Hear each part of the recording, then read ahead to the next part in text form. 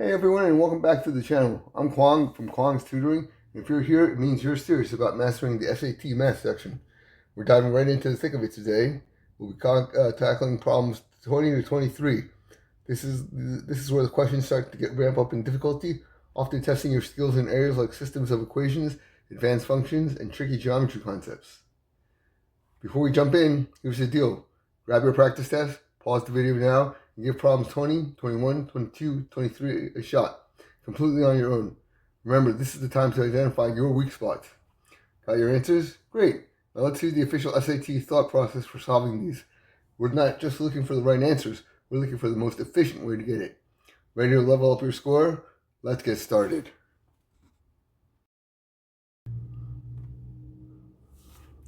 Question 20.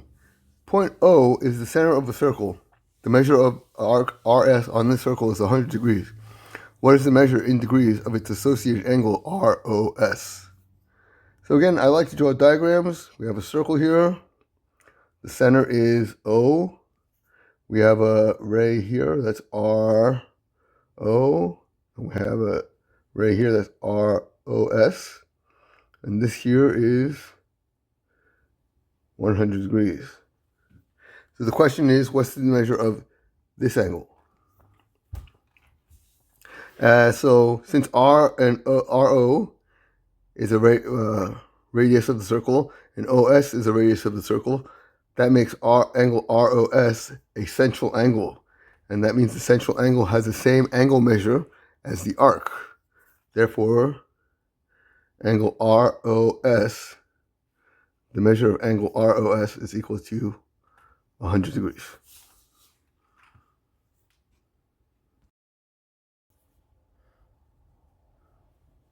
Question 21.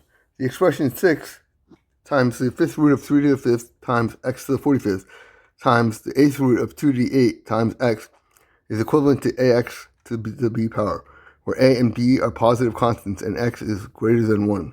What is the value of a plus b? Well, in order to solve this, we need to simplify the radical. In order to simplify the radical, we need to remember the rules of radicals.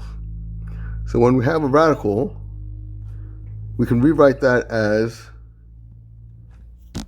a fraction, y to the fractional power, where the power goes on top and then the radical goes in the denominator. Also remember, if we have a number to an exponent times that same number to a different exponent, we can just add, and they're being multiplied, we can just add the two exponents together. So in our case, we can't do anything with the 6.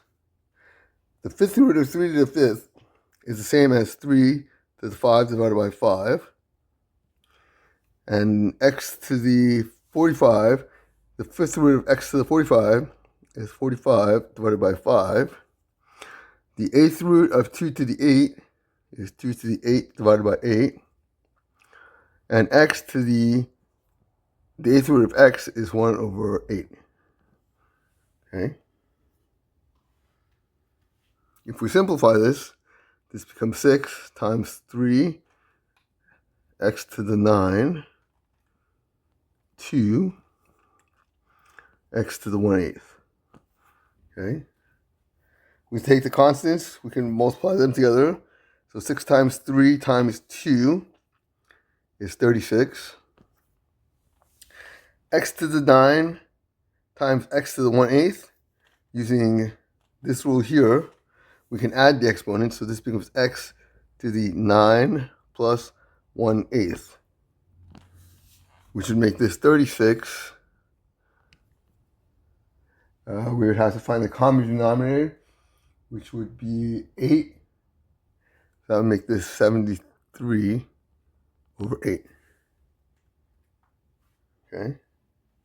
So that means A is 36 and B is 73 over 8. So A plus B is simply 36 plus 73 over 8.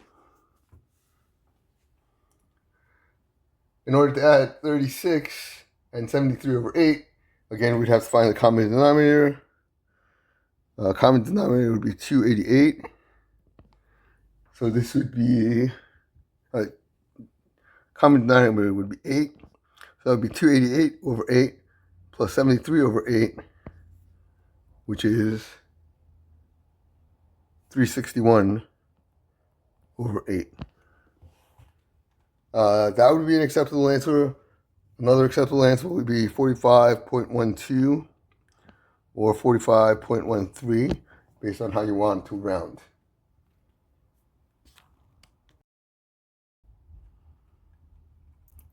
Question 22. It says a right triangle has a side length of 2 times the square root of 2, 6 times the square root of 2, and square root of 80 units. What is the area of the triangle in square units? Remember, the area of a triangle is 1/2 base times height. Okay? In this situation, we'll set our base as 2 square roots of 2. We'll set our height as 6 square roots of 2. And if we do that, we get A is equal to, here the 2's will cancel out. This 2 multiplied by that 2 is going to give me 2. And then we have 6. That gives me 12. The answer is B.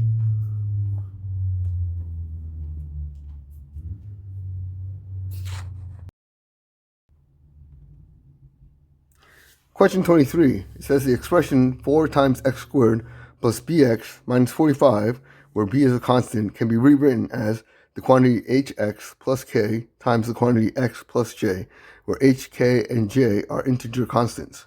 Which of the following must be an integer? So if we look at our answer choices here, A says b divided by h.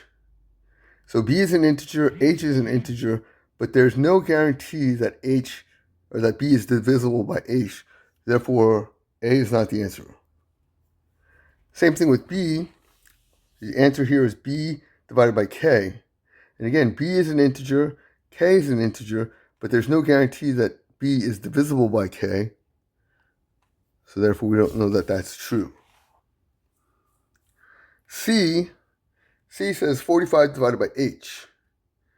And again, there's no guarantee that h is going to be a divisor of 45. For instance, in this example, our h is 4.